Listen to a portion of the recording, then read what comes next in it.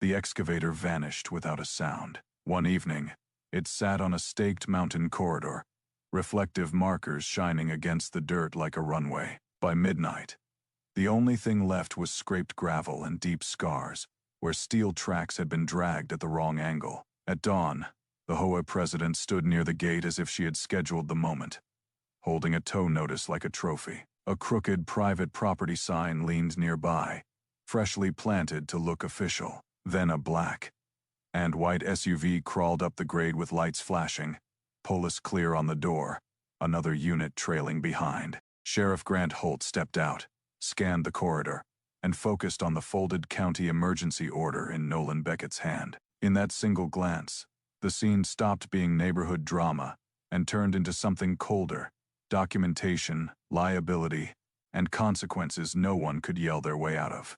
Nolan Beckett was 39, built from years of physical work and careful habits, running a small excavation and land, clearing business on 12 acres above Cedar Hollow Estates. He kept his life simple: early starts, toolboxes stocked, equipment maintained, and paperwork treated like armor. County jobs taught him that heavy machinery near expensive homes attracted complaints as easily as it moved rock. When Greystone County Emergency Management called, Nolan answered fast.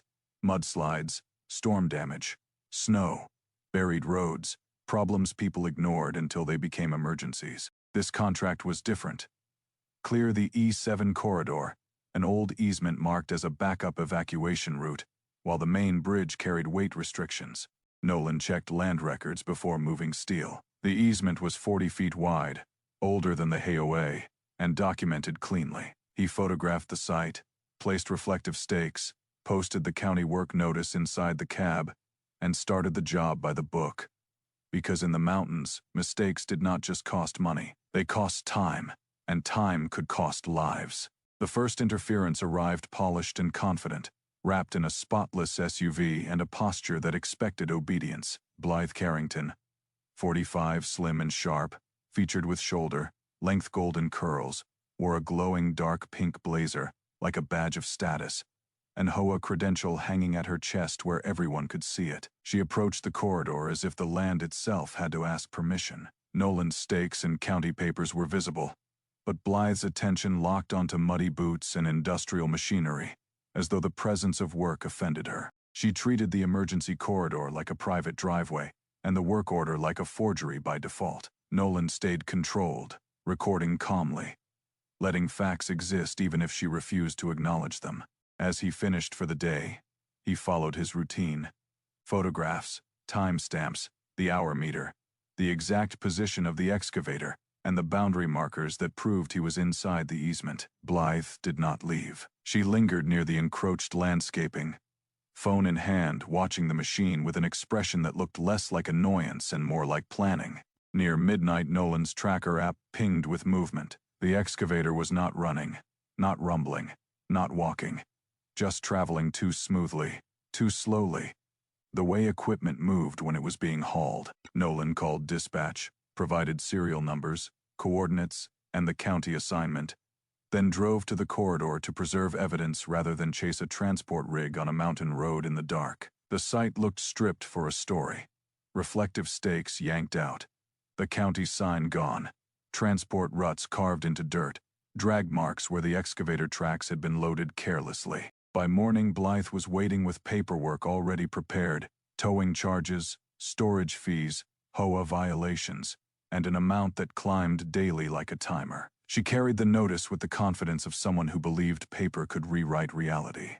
Nolan did not argue membership rules. He focused on one point that mattered. Equipment assigned to an emergency corridor had been removed in the middle of an active county deadline. Blythe's certainty hardened, as if repetition could turn her authority into law. Sheriff Grant Holt arrived to check progress ahead of a wildfire briefing, expecting to see heavy equipment clearing debris and widening the route. Instead, he found an empty stretch of corridor that should have been alive with work. Blythe rushed to frame Nolan as a trespasser and the tow as routine enforcement, trying to trap the moment in neighborhood politics. Nolan handed over the county emergency order, the time, stamped photos, and the recorded boundary markers. The sheriff's focus shifted from personalities to the map. E7 was not an informal path. It was a documented evacuation corridor, and the bridge restrictions meant fire apparatus could be forced to rely on it. A radio call confirmed county notice had gone to the HOA, and a response existed requesting delays for aesthetics. The dispute stopped being private the instant public safety entered the frame. Nolan's phone displayed the tracker dots settled at a tow yard far down mountain. Grant began documenting what remained. The missing county sign, the disturbed ground, the pulled stakes, because the kind of power Blythe relied on only survived where evidence was absent. Tow records surfaced quickly, and the pattern became unmistakable.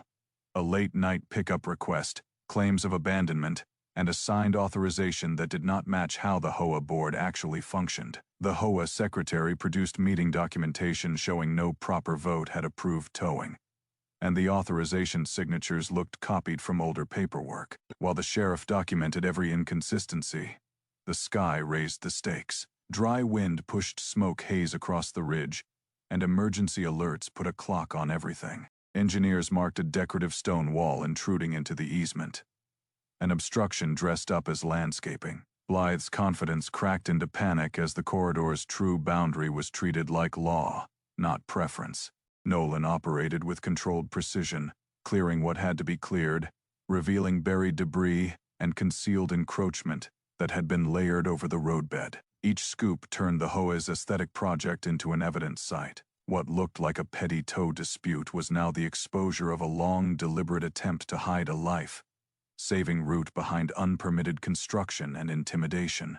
The corridor was tested and confirmed passable under county oversight, and the emergency plan regained its backup artery before the ridge wind could turn a distant fire into a trapped community. With the immediate safety issue stabilized, consequences arrived the only way they ever truly do: through records. Tow fees were voided. Damage caused during improper hauling was documented and assigned to the responsible parties. The county began formal review of forged or misused HOA documents, removal of official signage, and obstruction of a protected easement tied to public safety. That evening, Cedar Hollow's board convened in the clubhouse meeting room with residents watching, the HOA chain of command suddenly accountable to its own paper trail. Blythe's authority was suspended, system access locked down, and future meetings were ordered transparent with minutes publicly posted. Funds aimed at cosmetic upgrades shifted toward drainage repair, evacuation signage, and corridor maintenance. Because the community had seen what vanity cost, Nolan returned to work the next morning, not celebrating, not gloating, just restoring what should never have been blocked. And for everyone listening, one question deserves the comments section. What would have happened if the fire had come one day earlier?